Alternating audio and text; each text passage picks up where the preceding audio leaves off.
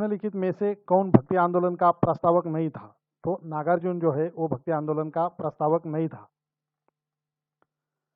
बोध गया में बोधि वृक्ष अपने वंश की किस पीढ़ी का है? षष्ठम पीढ़ी का है। विश्व का सबसे ऊंचा कहा जाने वाला विश्व शांति स्तूप बिहार में कहा जाता है, वो है राजगीर। नव नालंदा महाविहार किसके लिए विख्यात है?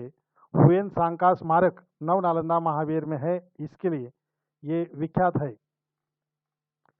अशोक के ब्राह्मी अभिलेखों का सर्वप्रथम किसने पढ़ा था? तो प्रिंसेप ने सर्वप्रथम अशोक के ब्राह्मी अभिलेखों को पढ़ा था। मुगल बादशाह अकबर को पालने वाली धात्री का नाम क्या था? उसका नाम था माहम अनगा। मलिक अंबर कहाँ का रहने वाला था? मलिक अंबर अबिसिनिया का रहने वाला था। प्रसिद्ध विद्वान अश्वघोष किसके शासनकाल में हुआ था? प्रसिद्ध विद्वान अश्वघोष कनिष्क के काल में हुआ था। कुषाण वंश के वृक्ष का पता चलता है राबाटक अभिलेख से। मिलिंद किस हिंदी यूनानी राजा को कहा गया है? मिनांडर नाम का जो हिंदी यूनानी राजा है उसे मिलिंद कहा जाता है। पाणिनि के व्याकरण में उल्लिखित अग्रश्रेणी या अगलसोई ने किससे युद्ध किया था? तो युद्ध किया था सिकंदर से। मौर्य सम्राट अशोक की पत्नी का नाम क्या था? मौर्य सम्राट अशोक की पत्नी का नाम था देवी।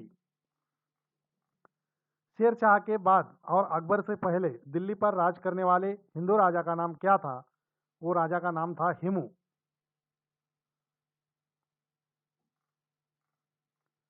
आर्य शब्द का शाब्दिक अर्थ क्या है? आर्य ये गुणवाचक शब्द है और ये इसका अर्थ है श्रेष्ठ या कुलीन। निम्नलिखित में से किस फसल का ज्ञान वैदिक काल के लोगों को नहीं था? तो जो तंबाकू जो फसल है इसका नाम वैदिक काल के लोगों को नहीं था। निम्नलिखित में से वैदिक गणित का महत्वपूर्ण अंग कौन है? तो शुल्व सूत्र इसका अंग है। किस वेद में प्राचीन वैदिक युग की संस्कृति के बारे में सूचना दी गई है? ऋग्वेद में। वेदों की संख्या कितनी है? 4। भारत के राज चिन्ह में प्रयुक्त होने वाला शब्द सत्यमेव जयते किस उपनिषद से लिया गया है? वह उपनिषद का नाम है मुंडकोपनिषद। ऋग्वेदिक आर्यों का मुख्य व्यवसाय क्या था? तो पशुपालन करना ये ऋग्वेदिक आर्यों का मुख्य व्यवसाय था। निम्नलिखित में से कौन सा प्रांत मौर्य साम्राज्य से बाहर था? असम नाम का जो प्रांत था वो मौर्य साम्राज्य के बाहर था। अशोक का सबसे छोटा स्तंभ लेख कौन सा है? रुम्मिन देई। प्रसिद्ध 10 राजाओं का युद्ध दाशराज युद्ध किस नदी के तट पर लड़ा गया था? वह नदी का नाम है परुष्णी। मौर्यकालीन गुफाओं में सर्वाधिक प्राचीन गुफा निम्न में से किस पहाड़ी पर है? उस पहाड़ी का नाम है बराबर पहाड़ी।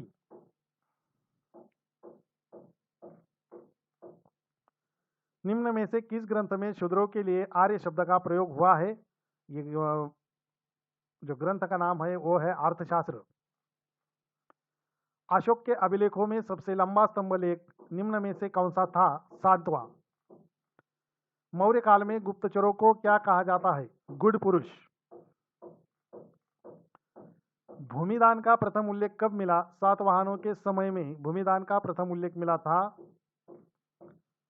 वशिष्ठी पुत्री पुलुमावी ने द्वितीय सदी के मध्य में सातवाहन राज्य की राजधानी किसे बनाया? तो प्रतिष्ठान को। सातवाहनों में आरंभिक दिनों में अपना शासन कहाँ से शुरू किया? तो महाराष्ट्र से। सातवाहन वंश का संस्थापक कौन था? उनका नाम है सिमुख। कण्व वंश का संस्थापक कौन था? वासुदेव। अशोक द्वारा निर्मित सांची के स्तूप का आकार किस वंश के शासकों ने दुगुना करवाया? वह शासक का नाम है शुंग। भारत में सबसे पहले किस वंश के शासकों ने सोने के सिक्के जारी किए? उनका नाम है हिंद यवन। सर्वप्रथम भारत में विशुद्ध संस्कृत भाषा में लंबा अभिलेख किस राजा द्वारा जारी किया गया था? उस राजा का नाम है शक राजा रुद्रदमन द्वारा। आरंभिक वैदिक साहित्य में सर्वाधिक वर्णित नदी कौन सी है? सिंधु। उपनिषद काल में राजा अश्वपति कहाँ के शासक थे? केकई के शासक थे। वैदिक नदी कुभा यानी काबुल नदी का स्थान कहाँ निर्धारित होना चाहिए? अफगानिस्तान में। भारत के किस स्थल की खुदाई से लौह धातु के प्रचलन के प्राचीनतम प्रमाण मिले हैं?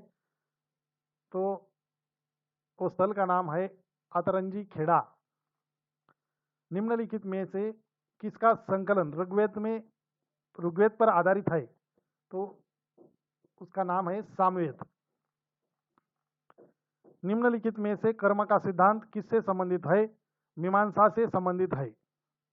दोस्तों, अगर आपने सीएन स्टडी पॉइंट यह यूट्यूब चैनल सब्सक्राइब किया नहीं होगा तो सब्सक्राइब करें और बेल आइकॉन पर प्रेस करें, यानी आपको ज़्यादा से ज़्यादा न्यू वीडियो के नोटिफिकेशन प्राप्त हो सकते हैं।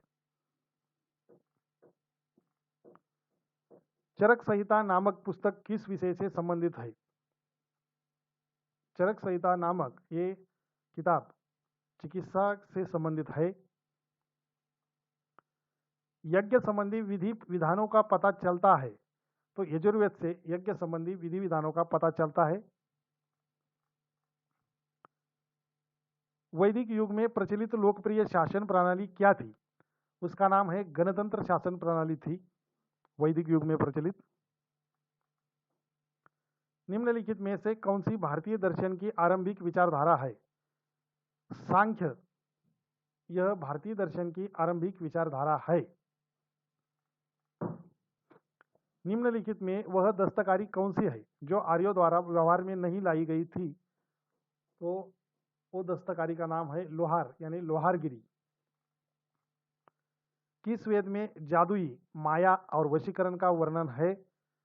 जादुई माया और वशीकरण का वर्णन करने वाला जो वेद है वो वेद का नाम है अथर्ववेद। आर्य शब्द इंगित करता है नुरु जाति समूह को। ऋग्वेद में कुल कितने मंडल है? तो ऋग्वेद में 10 मंडल है। निम्नलिखित में कौन प्रस्थान त्रयी में शामिल नहीं है? तो प्रस्थान त्रयी में भागवत शामिल नहीं है।